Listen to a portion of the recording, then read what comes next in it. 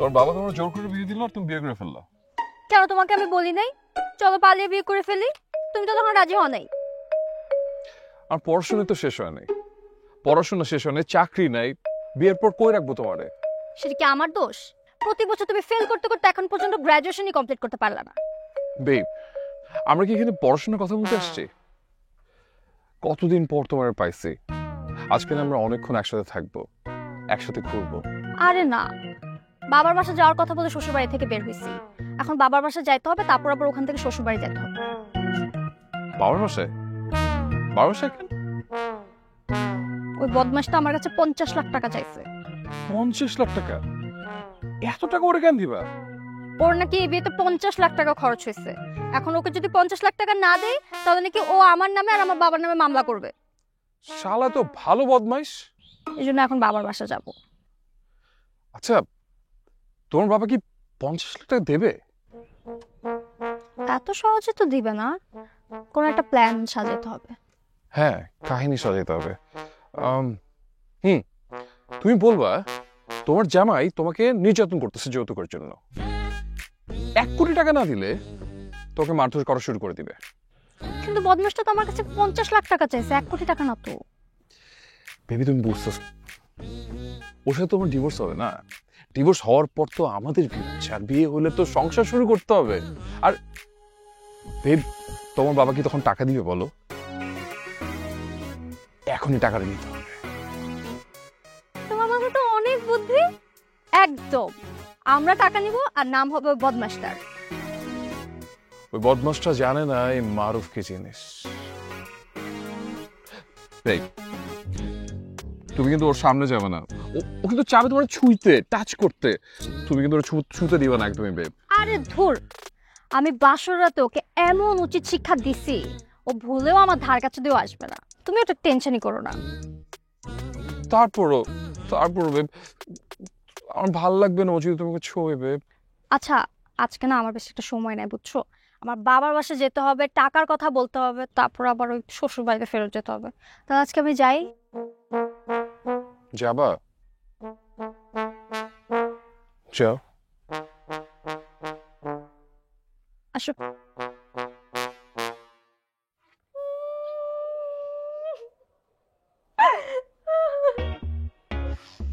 নীলা, কি হয়েছে?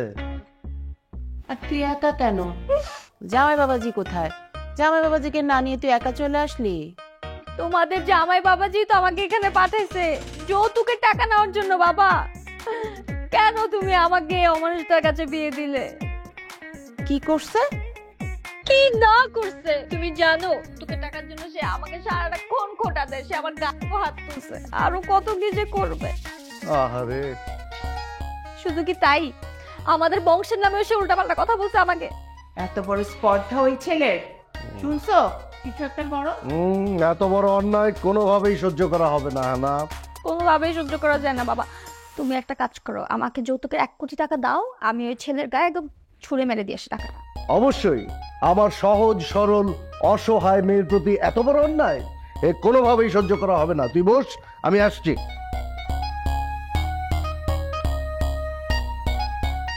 তোর বাবাকে তো চিনিস না।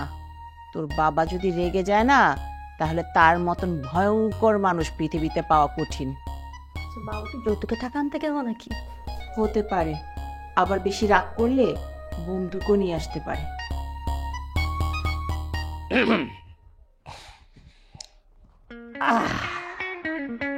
এই নে একটা ড্রেস। শাহজাদা সাহেব, সিনিয়র স্ক্রিপ্ট রাইটার, বঙ্গবিডি। উনি একজন স্ক্রিপ্ট রাইটার। তুই স্ক্রিপ্ট রাইটারকে দিয়ে আমার মেয়ে কি করবে? কারণ তোমার মেয়ে যে গল্পটি আমাকে ফাঁদলো এটা একেবারেই বিশ্বাসযোগ্য না, এর মধ্যে অনেক ঘাপলা আছে। এরপর ও যখন বাড়ি থেকে আসবে তখন যাতে গল্পটা ঠিকঠাক করে সাজিয়ে স্ক্রিপ্ট রাইটারের সাথে বসে একেবারে সুন্দর গল্প ফাঁদতে পারে, সেই জন্য স্ক্রিপ্ট রাইটারের ঠিকানাটা দিবা, ঠিক আছে? তুমি কি আমার কথা বিশ্বাস করতেছো না বাবা? শোন মা, এই যে আমার চুল, এটা কিন্তু এমনি এমনি পাকেনি, হ্যাঁ, একটু বুঝেছো? তুমি নিজের মেয়েকে বিশ্বাস না করে জামাইকে বিশ্বাস করতেছো।